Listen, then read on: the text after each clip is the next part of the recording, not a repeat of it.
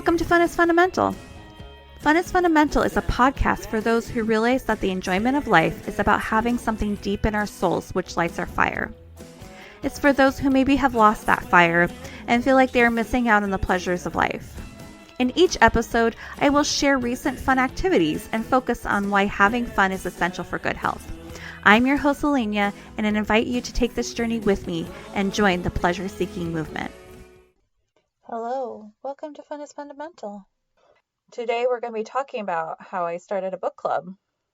Basically, I started it because I used to be an avid reader and I really loved it, but I had been so out of practice for so many years. And, despite making plans to start reading over and over, I just kept letting myself down. It's actually funny. As, a lover of reading, it's funny because I was a late reader.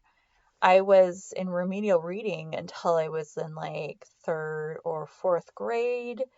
And I remember really hating the shame of walking out of my regular class to go to my reading class. And I feel like everyone was judging me. Although it's not necessarily true that they were, but I felt that way. Was like, oh, I'm not as smart as everyone else, and that there was something wrong with me. Now, of course, I know that people learn at different paces and have different skills, and that no one is good at everything. So, as a teacher, I'll see a kid that has really great kinesthetic capabilities, but they're struggling to learn their numbers, or vice versa, that kind of thing. Or someone has really great social skills, but they're not really enjoying doing art or something like that. I don't know. Things like that. Obviously, I know now that it wasn't a character flaw or something.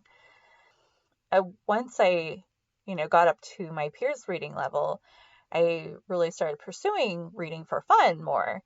And I remember really loving R.L. Stine as a preteen, and I really loved Francesca Lia Bloch when I was in my early 20s. So those were two authors that I kept reading over and over and over, kind of thing.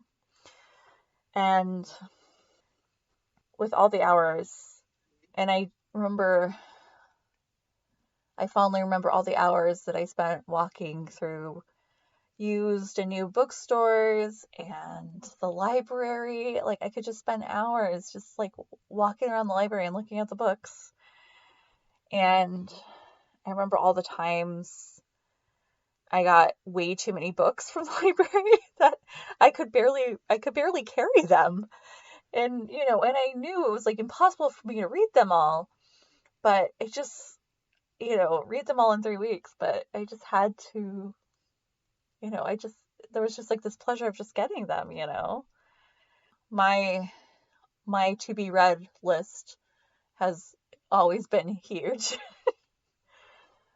I remember when I was living abroad, I read some of my favorite all-time books, like 100 Years of Solitude and stuff. But I also remember reading the Twilight books because, the expats, we would all trade books. And so I would just read whatever I could get my hands on. And so Twilight was definitely not one of my favorites, but I still read it. And I, it's not I remember it as this torturous thing. It was just oh yeah, it's easy, whatever, kind of thing. Some books, it's you forever remember them. In a previous episode, I talked about Geek Love, and that was definitely one of those that was in the expat rounds during my time in Korea and stuff. I realize I haven't really talked probably that much about living abroad on this podcast. I guess just for reference, I lived in Korea for 2.5 years, about 10 years ago, more than 10 years ago now. And then I lived in Ecuador, and that was just for 1 year, and that was about 10 years ago. So, yeah, now you understand that, because I don't know if I've really talked about it much on the podcast. But yeah, I really remember loving that time period of reading when I was living abroad, because it was just like it wasn't always easy to get your hands on an English book, and so I would just like devour anything that I would get my hands on, you know. So I guess it's the same as like the TV. It's like I was watching a lot of America's Next Top Model because it was one of the English programs that I could watch, you know. Would I have always chosen it if I hadn't been living abroad? I don't know. Yes or no. I watched in the United States sometimes too, so I can't say that I hated it at all. It was definitely a guilty pleasure. But back to books.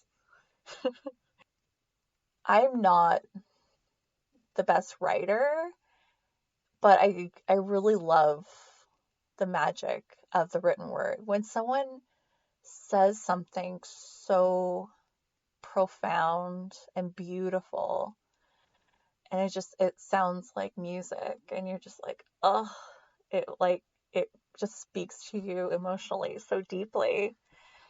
I I think it's one of the most amazing things in the world, you know. And so, you know, books are really magical, and they're really transformative and transportative, if that's a word. It can transport you to through time and space, you know. And so I feel so fortunate to just, I mean, I have, you know, access to millions of books, really, you know, in this time, in this time that we live in. You can read almost anything. I mean, for me, as long as it's in English, right? I can't read things in like uh, Portuguese and stuff like that. Not that I couldn't learn, right? But there's enough books in English. I don't need to learn another language just so I can read books, right? So I looked up how much of the world's population is illiterate, and it actually was way lower than I expected. It's only 14% of the world's population that is illiterate. The literacy rate has basically doubled since 1960. So that's great news for the world, for civilization, that most of the world is literate. Not that everyone has the access to books that I have, you know. When I think about how many books exist, and that no matter how hard I try, I could never read them all, even if I wanted to, it both excites me and it saddens me, because there never will be enough time for me to know everything, to read everything. Of course, you know, the more books that you read, the more that you realize, I don't really like this author, or I don't like this kind of book, or things like that. So I guess that's fine that I can't read everything, right? I will never experience everything. And it's a blessing and a curse, you know, to be, for me and everything else to be impermanent. But I guess that's like also why things are important, is that you don't have forever. And so don't waste your time with the things that don't matter, right? So that's why it's also a blessing. Back to why I started the book club. Gretchen Rubin has a book I think it's called the Four Tendencies. And I am an obliger, which means that I am far more willing to do things for others than for myself. Which, I'm glad that I don't break promises to other people very easily, but I would far, I really want to not have broken so many promises to myself over the years. I've let myself down in my promises so much that I've lost count. And it's hurt my confidence and my ability to follow through with a lot of things. You know, I'm I'm tired of feeling like I fail to meet commitments to myself. But I guess knowing that I am an obliger is why I put the call out on Facebook to see if anyone else wanted to join a book club. And I got 7 people to join. So that was good. I figured that if I had others that I didn't want to let down, that I'd actually read. And so far, it's been successful. But, you know, I'd like to figure out how to keep more promises to myself without having to rely on outside influence to keep me accountable. So, with our setup, we're taking turns choosing books and choosing the locations. And I came up with the idea to do we're doing like birthday order one for like choosing the books, and then the reverse for choosing the locations. And somewhere in the middle it will meet, maybe. So for 8 people, I guess it will kind of meet. We just met for our first book choice, which was my choice. It was The Ocean at the End of the Lane by Neil Gaiman. And I've really liked Neil Gaiman books, and I actually already had this book on my Kindle, and it just was sitting there not being read. So I was like, I had chosen like some other books, and I don't know. It's like, okay, I could choose a fiction one too. Like we choose 3 books, and then we vote on them and everything, and that ended up being the one that we voted on. But it's definitely wasn't my favorite Neil Gaiman book at all. I mean, I would say it's probably like my least favorite. I mean, he still writes absolutely beautiful prose. Like, he has a gift with words. He's a wonderful storyteller.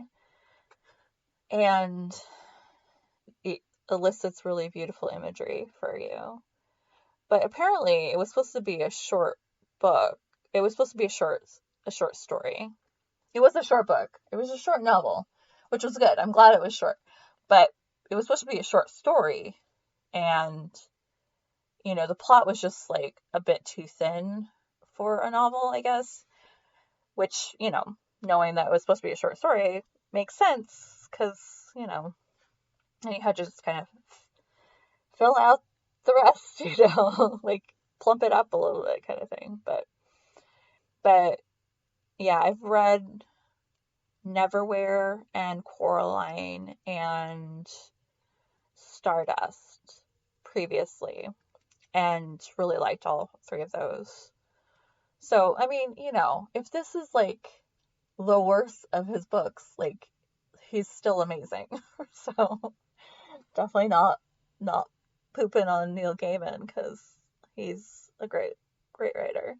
Our first meeting was really nice. We met in this bar restaurant kind of thing that can have dogs, called Norm's. Norm! I don't know if that's where the name came from. Could be. Anyway, in Fremont. It was a beautiful day. And yeah, I feel lucky. It was actually like really warm and really sunny. It was great. I didn't have to wear a coat. Yeah, one of those amazing spring days. Anyway, we started off right away talking about the book, and mostly like talked about some the themes of the book, and, you know, feelings that maybe elicit, and if there was anything that confused us and things like that. But, you know, I would say after like a half hour or something, I don't know, we were just talking about stuff kind of thing. So, so we ate, we had a drink, we had some conversation, and then like we were leaving and we were just like walking down the street all together just because it was a nice day. And then, I don't know, we just went home, but yeah, it was a pleasant day. Good way to start a book club. So I think it will. I mean, we definitely have it planned for the next one. We're reading a book called A Taste for Poison. And that it's definitely interesting. I think there'll be some cool things to talk about for it. And so it continues. Hopefully it will continue to continue. And I look forward to the future meetings and the future books and, keeping up with the pattern of reading and, finding the joy again for reading. So that's good. I went into it to read more, and I have, and so mission accomplished no matter what. So I was looking for a quote about books, and there's a lot of quotes about books because, authors definitely have a lot of love for books, and they have a lot of like ability to use words. So like there's a lot to say. But actually, I chose a quote by Carl Sagan. One glance at a book and you hear the voice of another person, perhaps someone dead for 1,000 years. To read is to voyage through time. That's beautiful. Sometimes when you think about how we are built, like society's built on top of society, it's like everything that is because of what was and, what came before it. And we have all this knowledge because of, what came before us, who came before us. Like, we know about poisons because someone's at some time probably was poisoned by that. And they're like, oh, don't eat that. So you have this knowledge then. Although it's funny, like, reading, like, the poison book. Like, there's some things that you're like, wow, they didn't realize that this was so poisonous. Like, they were using it for, like, tonics and stuff like that. And, like, I mean, I guess it's, like, the same thing with, like, radiation. Like, there were people, like, using it as, like, medicine. Like, well, obviously, it's still being used as medicine. Radiation for cancer. But, like, people were, like, taking, like, tonics and, like, destroying their bodies from the inside out. And things like that. So it's like not even that long ago that like some of these like things were being discovered. Anyway, I guess also like the whole idea of, I mean, this being Carl Sagan, it's like, yeah, it makes sense. That we're all basically made of the same materials as the stars. Like we're all just energy, these energy bags, right?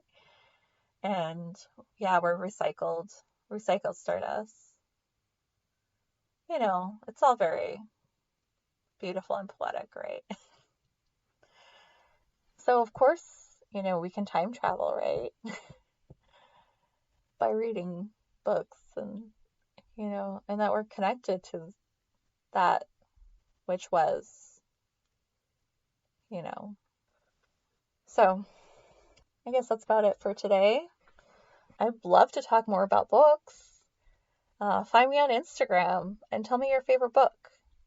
You can find me at Fun is Fundamental, and or you can email me at funisfundamentalpodcast@gmail.com.